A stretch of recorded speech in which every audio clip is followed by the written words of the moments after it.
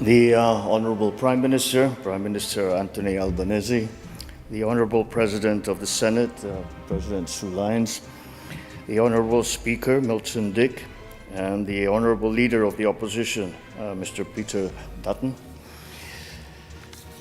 Honorable Senators, Members of Parliament. Allow me to also greet the 48 honorable members of the Philippines-Australia Parliamentary Group that are present with us here today. Ladies and gentlemen, good morning.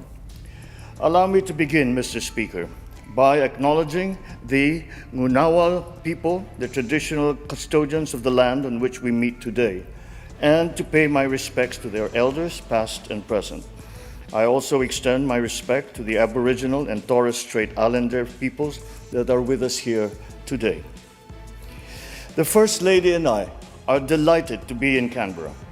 We are grateful to Governor General David Hurley for his invitation to us as guests of government. As President of a proud and free country, few other honors surpass this opportunity to address one of democracy's most august institutions, the Parliament of Australia.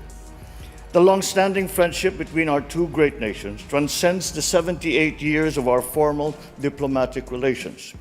It is anchored on deep bonds of mutual respect and fond affection, which find concrete expression today in the rich contributions of more than 400,000 Filipinos to Australia, comprising the fifth largest migrant community in your country today.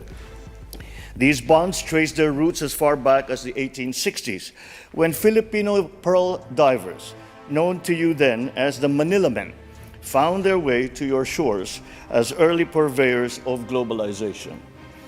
These Manila Men contributed to the Australian economy, they enriched Australian life, and most importantly, they sparked meaningful connections that have endured through generations.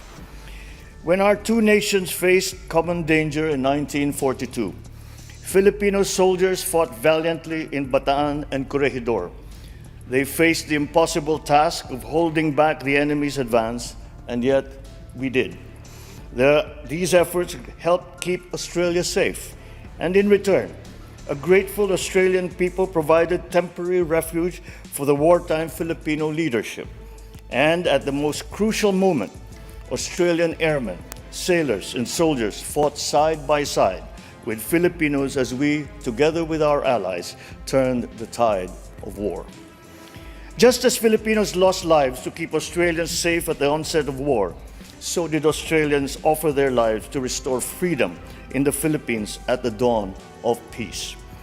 As allies, we engaged actively in shaping the free world's vision for the post-war order.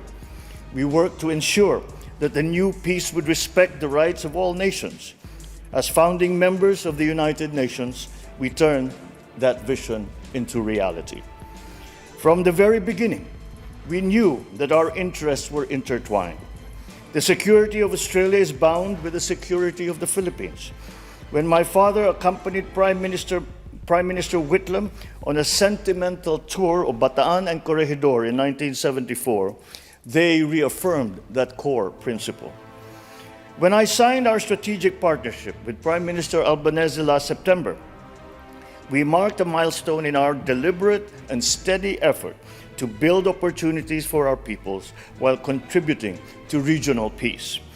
All of these further affirm what our two peoples have already forged through many centuries. I look back on our shared history to contextualize the role that our respective nations played and continue today to play at this watershed moment. Geopolitical polarities and strategic competitions threaten our hard-won peace, even as we remain beset by unresolved inequities and inequalities within and amongst nations. Powerful and transformative technologies can destabilize our political and social order. Climate change threatens our very existence. These tectonic shifts are acutely felt in the Indo-Pacific. It has become crucial for us now to envision the shape, the breadth, and the depth of our strategic partnership and how it must move forward as we weather the storms of global volatility. I see the way forward in building on the strong ties that have already been established between our citizens, between our economies, between our governments. Today, we add a further dimension to that relationship as we address concerns on our security and defense. We are called upon once again to join forces, together with our partners, in the face of threats to the rule of law, to stability, and to peace. For the Philippines, Australia plays a crucial role as one of only two partners with the Philippines, with which the Philippines has a visiting forces agreement. In August of last year, I witnessed Exercise Alon, our bilateral amphibious activity involving 560 Filipino soldiers, 1,200 Australian servicemen, and 120 US Marines. Last November, we welcomed the inaugural maritime cooperative activity between Armed Forces of the Philippines and the Australian Defence Force in the Philippines' exclusive economic zone. Let this just be the beginning. Your leaders have always taken the position that the destiny of Australia is irrevocably linked to the destiny of Asia. Over the years, you have held true to this tenet. You have become a valuable member of Asia and of the Indo-Pacific community. Our two countries have always understood that without the predictability and stability of our rules-based order, our region would not have emerged as a driver of the global economy as it is today. We have long known that our prosperity and development are anchored on the peace and stability of the Indo-Pacific. Today, that peace, that stability, and our continued success have come under threat. Once again, we must come together as partners to face the common challenges confronting the region. Not one single country can do this by itself. No single force can counter them by themselves. This is why our strategic partnership has grown more important than ever. We must reinforce each other's strengths. We must protect the peace that we fought for during the war and have jealously guarded in the decades since. We must oppose actions that clearly denigrate the rule of law. As in 1942, the Philippines now finds itself on the front line against actions that undermine regional peace, erode regional stability, and threaten regional success. Then as now, we remain firm in defending our sovereignty, our sovereign rights, our jurisdiction. I shall never tire of repeating the declaration that I made from the first day that I took office. I will not allow any attempt by any foreign power to take even 1 square inch of our sovereign territory. The challenges that we face may be formidable, but equally formidable is our resolve. We will not yield.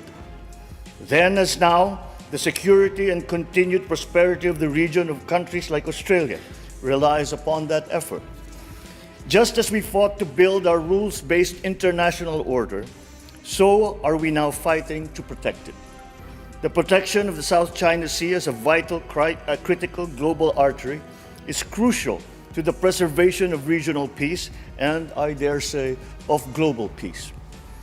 We have an abiding interest in keeping our seas free and open and in ensuring unimpeded passage and freedom of navigation. We must uphold, preserve, and defend the unified and universal character of the United Nations Convention on the Law of the Sea as the constitution of the oceans. We draw strength from the consistent and unequivocal support of Australia and the international community for the lawful exercise of our rights, which have been settled under international law. And so, on behalf of the Filipino people, I thank you, Australia, for standing with the Republic of the Philippines. Ladies and gentlemen, we demonstrate the depth and breadth of our security cooperation through regular exchanges between our armed forces and our coast guards, including in the areas of maritime security, counterterrorism, humanitarian assistance, and disaster relief. We collaborate to strengthen and seek new business links, to bolster our economic security, and to develop responses to economic coercion.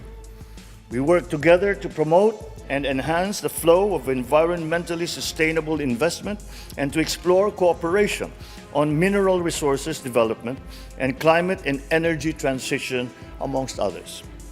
Indeed, we have made good progress since we signed our strategic partnership last year. Ultimately, our partnership finds its anchor in our common commitment to ensuring that this region keeps to the path of peace, builds resilience, remains focused on delivering dividends to our citizens and our communities.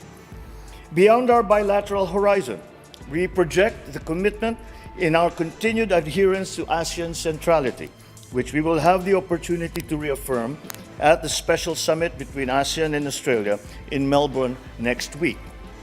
Beyond the region, we project this commitment too in our partnership and active leadership on the international stage.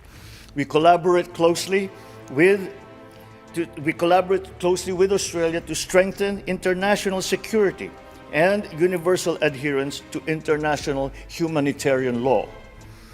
I salute Prime Minister Albanese's personal commitment to our vision of a world free of nuclear weapons. It is a commitment that is shared by all peoples of Southeast Asia, with those of Australia and the Pacific Island states. Through the treaties of Bangkok and Rarotonga, our two regions serve as pockets of freedom from these destructive weapons. Within the ambit of the ASEAN Regional Forum and the Nuclear Non-Proliferation Treaty, our two countries are champions of nuclear disarmament and advocates for nuclear risk reduction. In the context of emerging technologies such as autonomous weapon systems and of new frontiers such as outer space and cyberspace, there is much room for our two countries to work together. Our collaboration in the United Nations demonstrates the need to continue to build bridges and to forge consensus towards decisive multilateral solutions. We cannot allow geopolitics to paralyze global governance. Now more than ever, we need multilateralism to work. This is particularly important given the scope of global cooperation needed to address our most pressing vulnerability, one that threatens the very survival of our peoples, one that threatens our very future. I speak, of course, of climate change. My country accepts its part in our collective responsibility. My administration is committed to accelerating our just, affordable, sustainable, and inclusive energy transition towards carbon neutrality. The Philippines has the potential to be a net carbon sink, absorbing more carbon dioxide than we emit. Yet, we are one of the most climate vulnerable countries in the world, ranking first in the 2023 World Risk Index. This glaring disproportion between our share of responsibility and our vulnerability reflects an injustice that must be corrected. Developed countries must do more, and they must do it now. Our past successes should inspire us to forge ahead in building the future to which we aspire. For the Philippines, we continue to see that future in our identity as Asians and as members of the Pacific family. Together with our Asian neighbors, and in that group I include Australia, we continue to work for a regional community that empowers all of our citizens. As Asians, we are committed to fulfilling our region's promise as a global engine of growth and in remaining true to our shared value of mutual respect, our shared desire to flourish through our diversity. As part of the Pacific, we carry in our very DNA the heritage of seafaring civilizations that span two oceans. This manifests in the high regard our cultures place on family, on community, and on the environment.